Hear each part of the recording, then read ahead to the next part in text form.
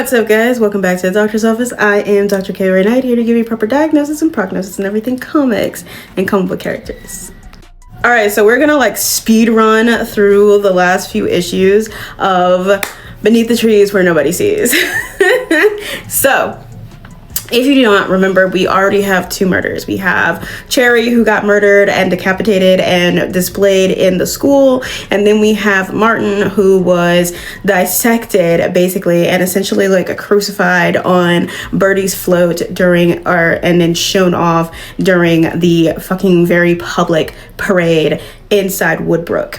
We also have our main character, Samantha, who is a serial killer, but when she kills people, she doesn't do it from the town. She goes and she drives to the city and takes somebody, brings them back, kills them in the woods, and then puts their body parts in paint cans, burying the paint cans, and nobody is the wiser. All right, so Melody was the last person that the Birdie knew of that was in the room where the float was, and she is allergic to lavender. Very important. She sneezed because she was helping him with everything. She sneezed around all of the lavender, and then she actually ended up leaving. When he told her that she was good to go, she actually ends up leaving, but then he ends up still hearing a sneeze. So he assumed that maybe she came back or something like that. And then Samantha's just like, or maybe we have another person who happens to be allergic to lavender. Kind of weird in such a small town to have two people allergic to the same thing, but it's not an impossible thing, right? So the town, everybody's still going about their days, but they are all absolutely terrified. At one point when they weren't locking their doors, they were happy, everything was boring. Now they're all locking their doors, watching their back and everything like that, and afraid to go places by themselves. So Samantha is watching Melody when Melody finishes her workday and goes home, and she's sneezing because, of course, she passes somebody with lavender, and her allergies are fucking with her real bad. So Samantha is talking to Charlie and his family, and they're just like, "Are you sure you don't want to have us walk you home or anything like that?" She's like, "No, girl, I'm fine. Girl, that girl be okay." Now, instead of her going home, she does go to Samantha's house, and she's spying on Samantha. Nope, that is not her name. Melody. She does go to Melody's house, and she's spying on Melody, and she sees, Melody kind of just going through her night routine, and she goes into a room and she's talking to someone. It's like, "Hey, sweetie, today was like not a good day, but not a bad day," or some nonsense like that. And she sees there is somebody laying in the bed. Okay, so then in the middle of the night, basically, Melody gets a phone call and she needs to come back to her butcher shop. So she leaves. When she leaves, Samantha, who is still there, does break into her house and just starts looking around, kind of just for evidence to see if she is the person who is killing people. She goes into the closet and sees all of these heads, and she's just like, that's fucking crazy as fuck, weird, and the likeness to her husband is crazy. So she goes into the room and she sees the body, and she's like, "Oh, I see, I get it." So at that point in time, she does come back home, and Melody's like, "Yeah, sorry, babe, somebody decided to throw a brick through the window, and I just had to go check on it, blah, blah, blah." And then she ends up leaving. Sam is hiding out in the closet. Well, Sam comes out, and she goes towards the living room, and Melody is holding up a gun at her, and she's like, "Oh, so you were coming here to kill me? Is that what's going on?" She was like, "Actually, no, first of all, pump the brakes, calm down. You're allergic to lavender. Birdie last remembers somebody after you left sneezing around all the lavender. So I thought maybe," and she's like, "You thought I was the one who killed Cherry and Martin?" And then she goes into the story of what happened. So, her and her husband she's like, we had everything. And then when he died, everybody just started "Are you okaying her?" Basically. And it was not doing anything except making her more depressed, because then she had to continuously think about the fact that she has lost her husband. So basically in that room, she has a mannequin. She had the likeness of her husband that she created, I think, out of paper mache.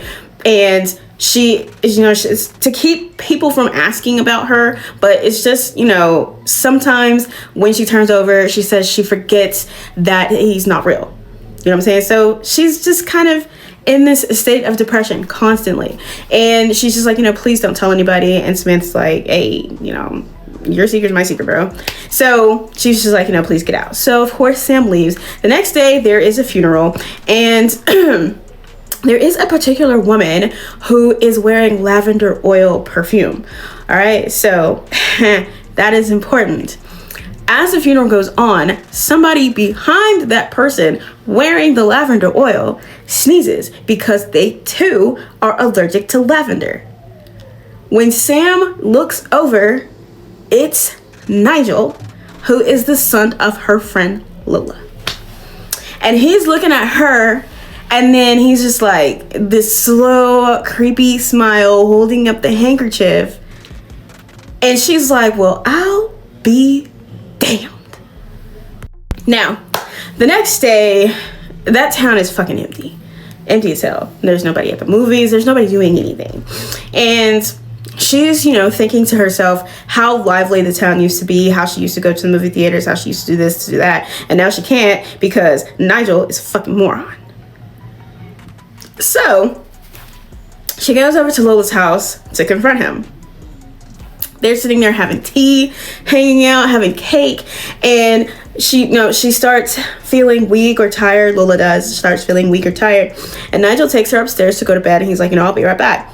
When he comes back downstairs, he's trying to act like nothing is happening, and she's like, you need to fucking stop. She's like, I don't know what you got going on, kid, but you're not supposed to do anything in this town. This town is extremely delicate. You're not supposed to do anything here. This place is quiet. Everybody keeps to themselves.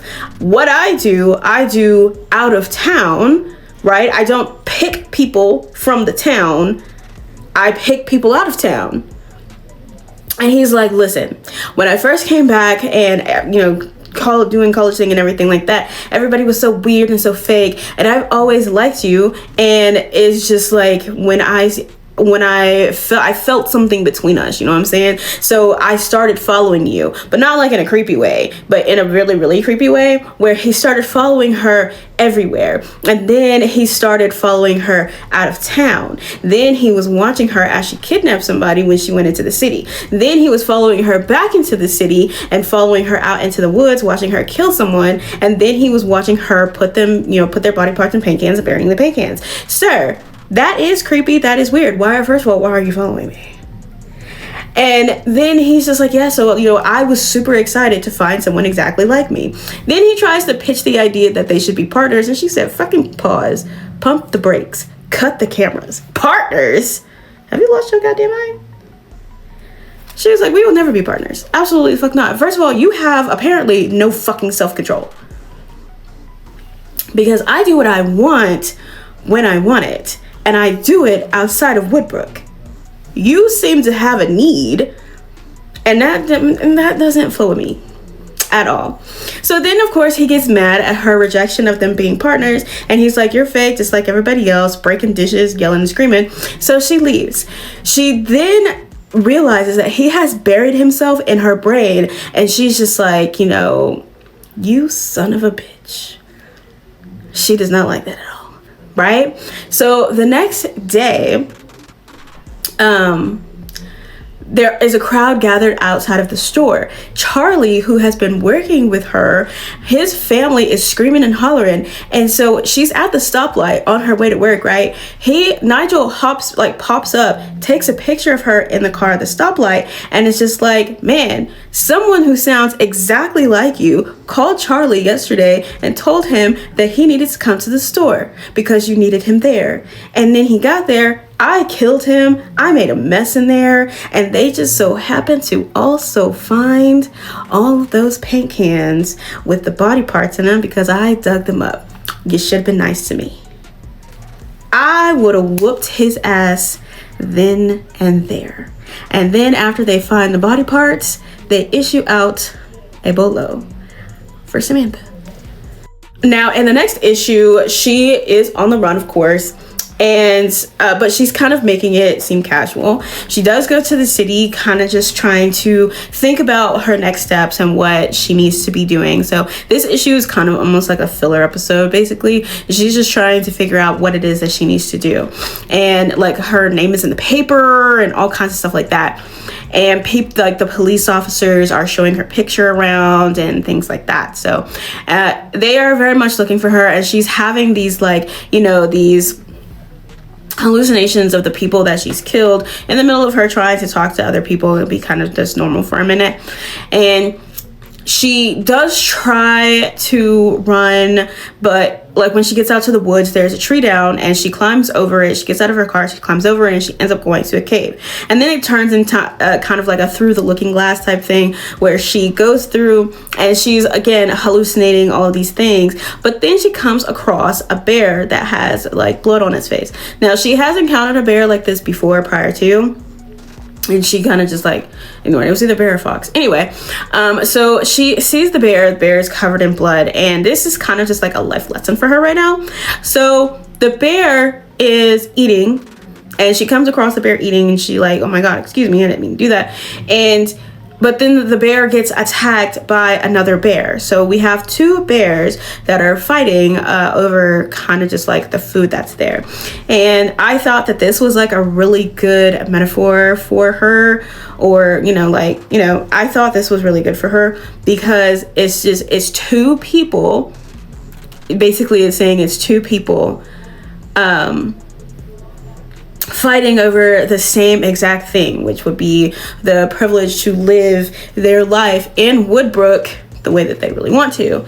And then the one that had the blood on his face initially does come out on top. And she's just like, you know what? You're right. And I got some shit to do. So she does get back in her car. She leaves the cave, get back in her car, and she goes back to town, and she's able to sneak into her shop and get some supplies.